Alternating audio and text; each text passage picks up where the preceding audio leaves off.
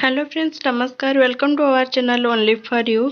आज आम chilli soybean बनैबा आशा कर डिश टी बहुत पसंद आसीबो। आपन जदि आम चैनल नुआ अछंती तो सब्सक्राइब कर दियंतु आ पाखर थिबा बेल आइकन को प्रेस कर दियंतु। जदि आपन सब्सक्राइब कर दैचंती तो आपन फ्रेंड्स रिलेटिव मानको को शेयर कर दियंतु। चलते एबे देखिबा देखंतु मु एठारे गोटे बड़ पियाज को एमती छोट छोट कर काटि नेछि आ गोटे कैप्सिकम भी एमती छोट पीस कर काटि नेछि आ एठी हमर अदा और रसुन को भी एमती छोट छोट कर काटि एटा होछि हमर दही। देखंतु मु एठी 10 मिनिट आगरो सोयाबीन को पानी रे भिजे रखि देछि। टिके ठंडा हवा परे ताको एमिति देखंतु हाथ रे एमती चिपुडी नेबे पूरा पानी जाक सब सोयाबीन लु बाहर करके गोटे बाउल रे रखि नबा।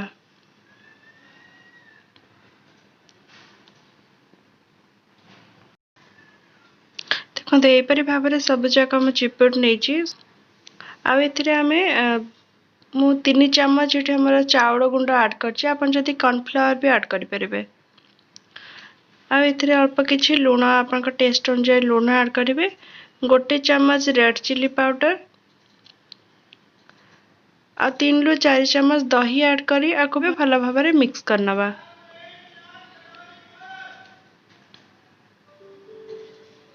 देखंतु एहीपरि भल भाव में मिक्स करनेबे।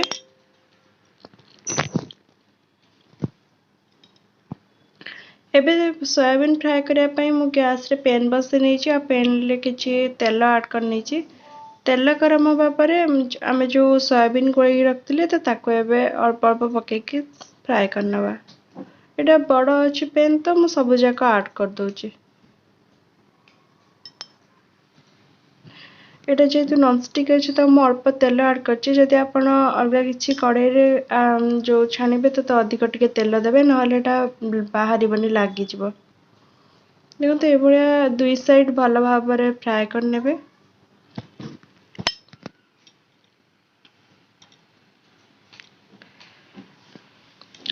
देखो मोर सब जाक सोयाबीन मु भाजी रही। एबे चिली मसला बनैया पई मु आ गोटे पैन कढ़ाई बसै नेछि आ सेथिरे 2 रु 3 चम्मच तेल ऐड कर नेछि। तेल टी गरम हेले एथिरे हाफ टी स्पून भलिया जीरा ऐड कर दबा। जीरा टिके फुटी आसले एथिरे कंचा लंका अपन जदि ऐड करिवे तो ए टाइम रे कंचा लंका भी ऐड कर परिबे। आ एथिरे किछि अदा और जो हमर रसुन थिला कटा है तो सेटा को ऐड करनेले आको एबे टिके भलो भाव में फ्राई करनबा। अल्प टिके ब्राउन कलर हवा पर्यंत फ्राई करनबा।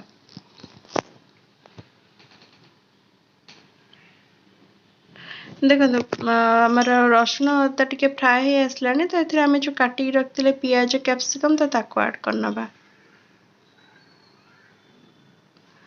आको मिक्स करी एथिरे अल्प टिके लूण पके दबा।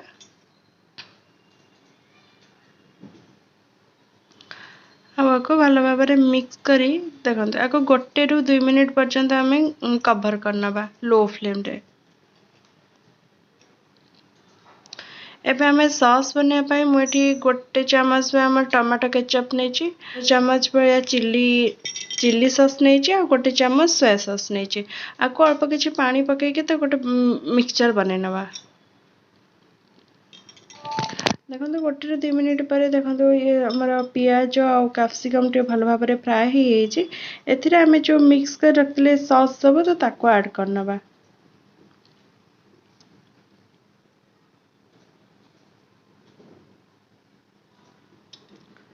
आको एमती टिके हाई फ्लेम रे फुटिया पई छाड़ दबा चलै के।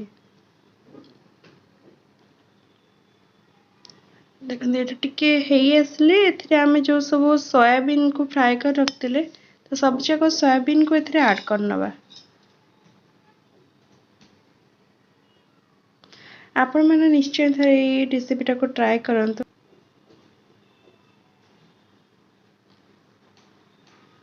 एथिरे अल्प किछि पेपर पाउडर जोटा कि हमर गोलमरीच गुंड तो सेटा को ऐड करनबा। आ को भल भाव में एमती मिक्स करनबा। मिक्स करी लो फ्लेम रे गोटे रु 2 मिनिट पर्यंत हमें आको कवर करनबा। देखंतु गोटे 2 मिनिट परे देखिबा देखते चिली सोयाबीन आम ये गैस फ्लेम को ऑफ करनवा आपको टे भल भाव में चलै नवा चलै सर्विंग प्लेट को सर्व करनवा